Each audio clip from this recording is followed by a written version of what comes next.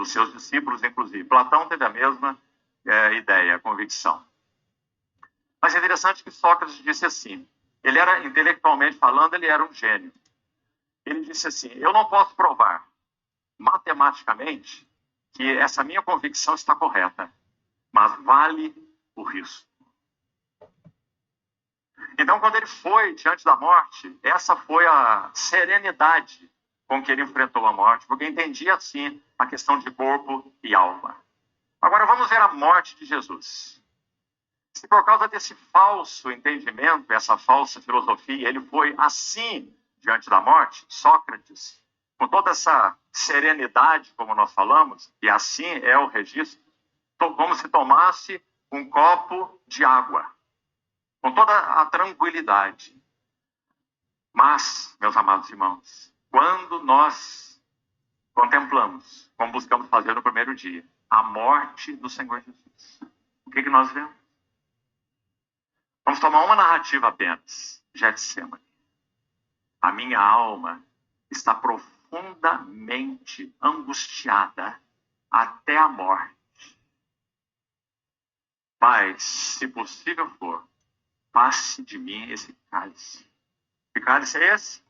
A cruz. E o que implicava a cruz? O que implicaria a cruz? A morte. O que é morte? Alienação. Daquele que é a fonte da vida. Separação. Morte é alienação. É a separação de Deus. Nós com Deus. Quando Adão e Eva desobedeceram, eles cortaram a relação. Morreu a vida espiritual. Então, Adão e Eva, quando cortam com Deus, como desobedecem a Deus, o pior do que desobedecer é que cortou. É uma coisa, é consequência da outra. Eu desobedeço, eu vou lá e como. Eu como porque eu desobedeci. Mas pior do que desobedecer é ter cortado. Cortou o fio, não tem mais energia, não tem mais Deus. E aí, um nenê que nasce hoje, nasce sem essa ligação com Deus.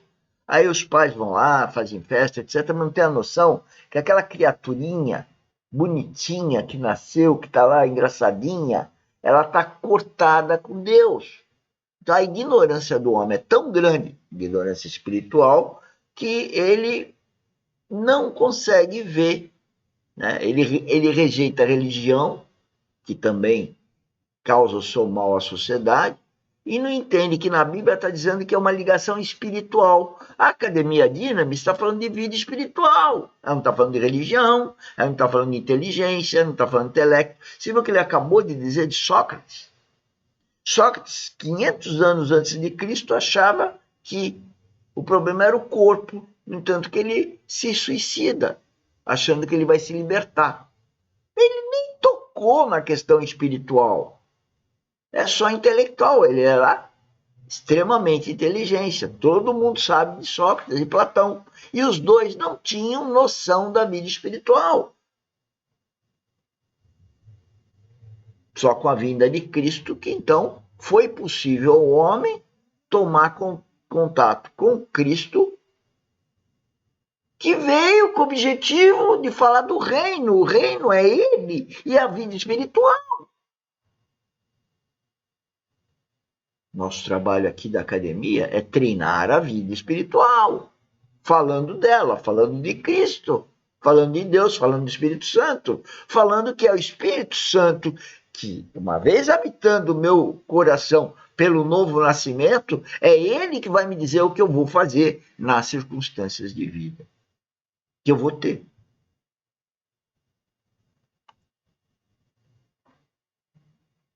Como nosso Senhor poderia ir em direção à morte de outra maneira? Quando nosso Senhor agonizou no Getsemane, suando gotas como de sangue, duas questões estavam envolvidas nessa angústia do nosso Senhor. E aqui, meus irmãos, nós nos aproximamos do Getsemane com a nossa boca no pó. Porque tudo o que podemos fazer é nos aproximar. Porque temos condição de perscrutá-lo. Sabe por quê?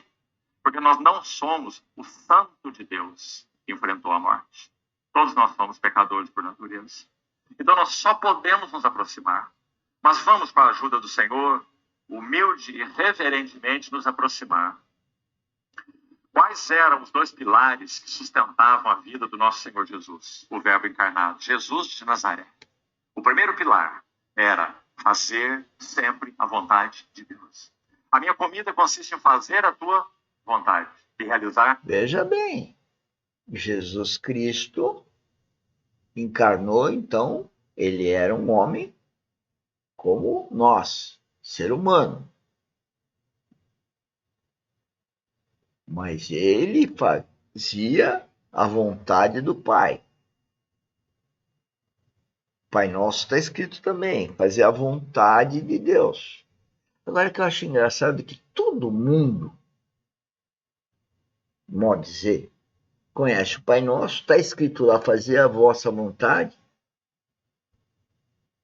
mas não dá conta de como que eu vou fazer a vontade de Deus. Como eu sei a vontade do meu Pai Celestial?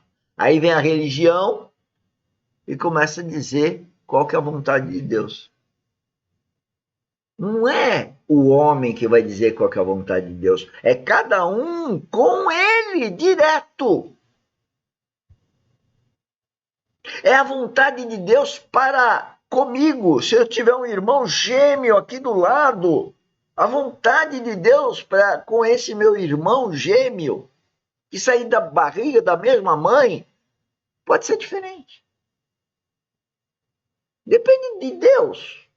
Porque esses dois filhos da mesma mãe e o mesmo pai são dois filhos, antes de tudo, de Deus. E ele pode ter propósitos diferentes. Ele é o pai. Na verdade, ele é o pai.